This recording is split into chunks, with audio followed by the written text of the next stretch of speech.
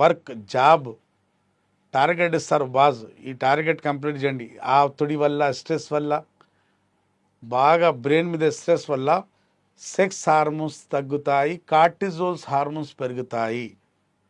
భయంతో మన బాడీలో ఫియర్ హార్మోన్స్ వస్తాయి, కార్టిజోల్స్ వస్తాయి. అప్పుడు అంగం వైపు రక్త ప్రసరణ తగ్గుతుంది, సర్క్యులేషన్ తగ్గుతుంది, పర్ఫార్మెన్స్ యాంగ్జైటీ వస్తుంది. దానికి సైకోజెనిక్ ఎరెక్టైల్ డిస్ఫంక్షన్ అంటారు.